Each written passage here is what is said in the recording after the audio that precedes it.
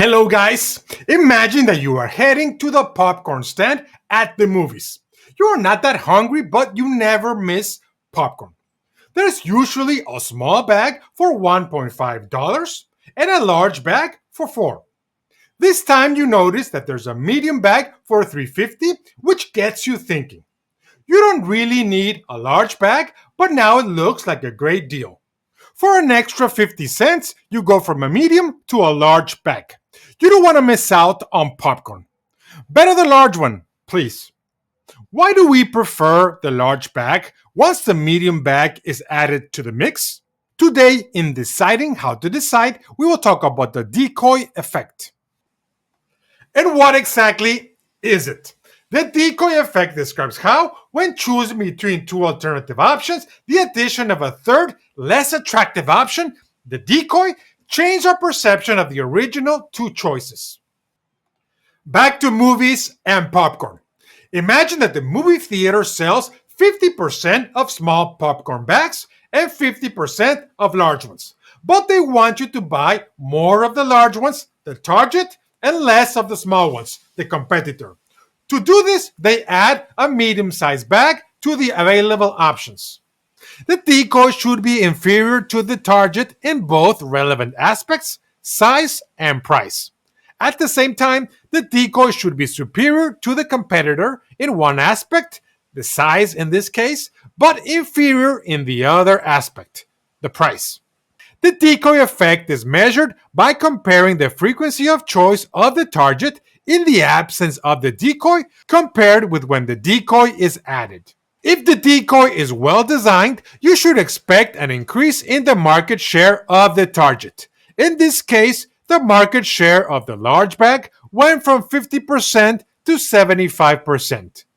Remember, the decoy is not intended to sell, just to nudge consumers away from the competitor and towards the target, usually the more expensive and profitable option. Decoys influence decision making. They can push us to acquire things we don't really need. The psychologist Dan Ariely conducted a famous experiment where he presented to his students 3 available options for The Economist magazine and asked them to pick one. An online subscription for $59, a print-only subscription for $125, and finally, a both online and print access for $125. With this arrangement, 84% of students chose the online and print subscription, while 60% of them chose the cheaper online subscription. You guessed it, nobody chose the print-only subscription. Ariely then removed the option nobody wanted, the print-only subscription, and asked another group of students to pick from the remaining 2. This time, 68% picked the $59 online subscription, and only 32% chose the online and print subscription.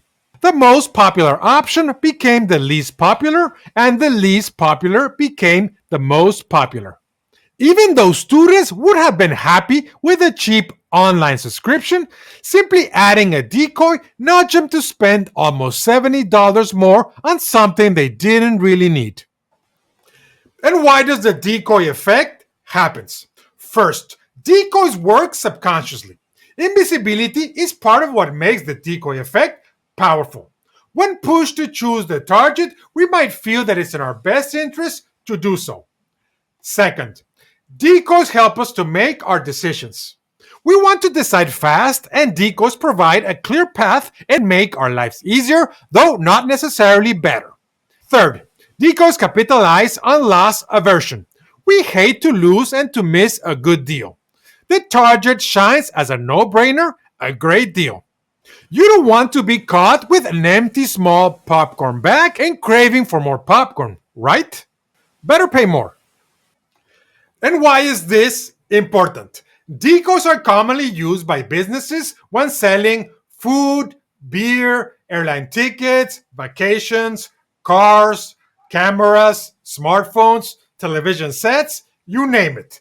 Companies nudge us into their preferred options, pushing us to the more costly alternatives, making us buy more than what we really need. Over time, this can be a big hit on our finances. But watch out for your weight and your health too. The decoy effect is pernicious by the fact that, as we said before, we don't realize that we are being manipulated. And what can we do about it? Being aware of the decoy effect is not enough to avoid it. First, the presence of three choices should set your decoy effect alarms. There might be a decoy in the mix. Try to spot it. Second, in these cases, use deliberate reasoning, especially when the decision is important. Define the decision variables ahead of time. Prioritize them. What do you value most about the car you are buying? Space? Mileage per gasoline unit? Price? Comfort? Put maximum and minimum limits for each variable you value so you will only buy what you need. Now, a disclaimer. Remember, this video is not the last word on the decoy effect. Its goal was to ignite your interest in this topic so you do your own research. Send us your feedback so we can continue this conversation. Time to go. See you next time. Thank you.